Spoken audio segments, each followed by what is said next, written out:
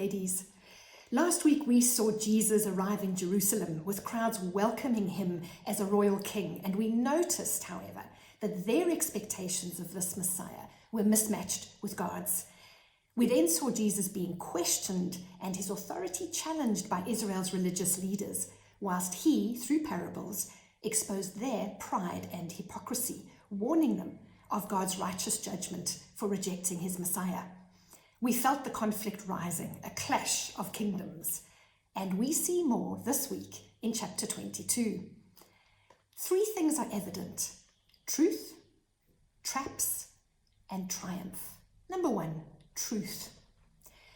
Jesus' parable of the wedding feast reveals more truth about God's judgment of the Jewish leaders. Everyone in Jesus' time understood that stories about a king throwing a party for his son were actually about the coming of God's kingdom, and particularly the Messiah's arrival. And in Jesus' story, a loving, generous king, God, invites chosen guests, Israel, to a wedding feast for his son, to enter God's kingdom through the Messiah Jesus. But they refuse to come. They reject Jesus.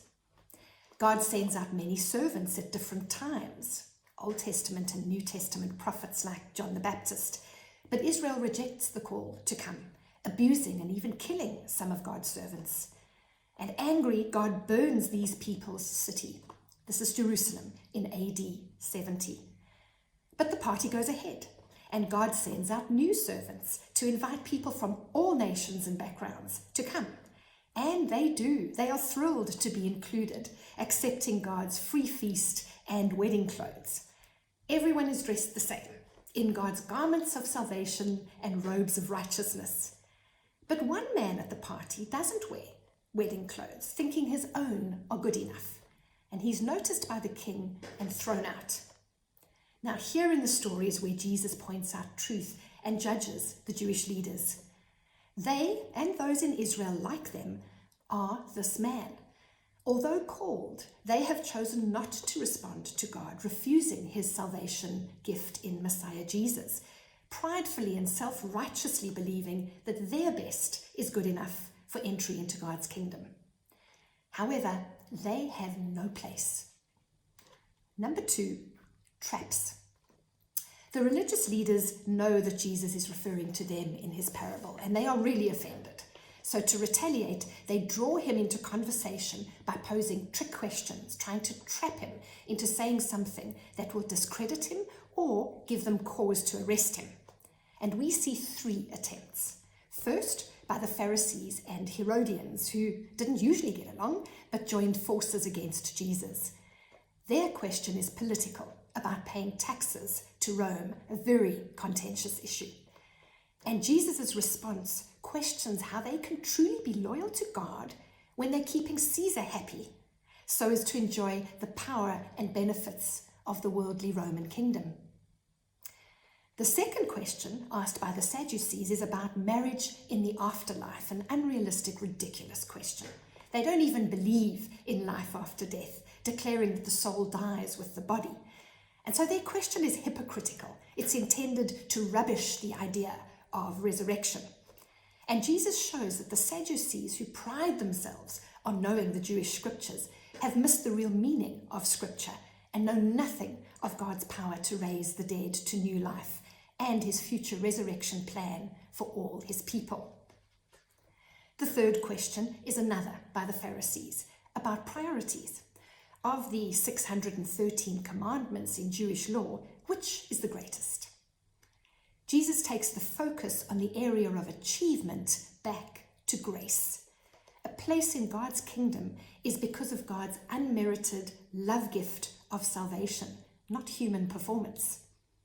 An appropriate response to this is love for God, and this results in loving relationships with others.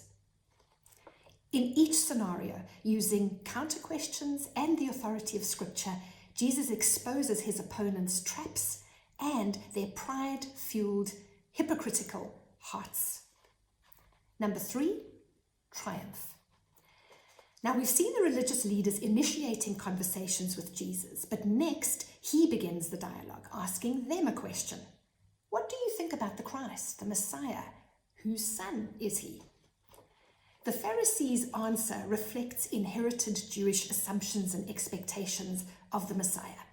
He's the son of David, primarily a political figure. He's Israel's hoped-for king and rescuer from enemy occupation. Now, Jesus' question and quotation of Psalm 110:1 challenges the Pharisees' assumptions. Yes, the Messiah is David's son, but he's his Lord too. Jesus tries to get the Pharisees to see the Messiah is not earthly and political, and he's more than David's descendant. He's also the Son of God, sharing God's loving, saving, healing rule and his triumph over not only Israel's enemies, but all enemies, sin itself, and the death it brings. The religious leaders have seen Jesus' powerful works, have his words and the testimony of Scripture. He's clearly God's Messiah, yet they still reject him, choosing to hold to their own false beliefs and remaining blind to God's truth.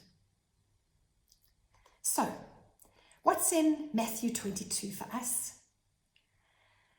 Well, do we have one foot in God's way of life and one foot in the world's, kind of like these hypocritical Jewish leaders did?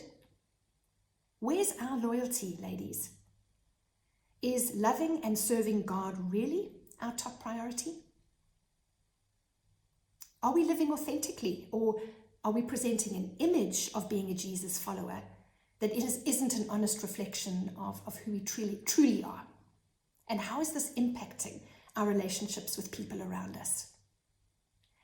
This week, let's go to God in prayer and let's ask him to shine his truth on our lives.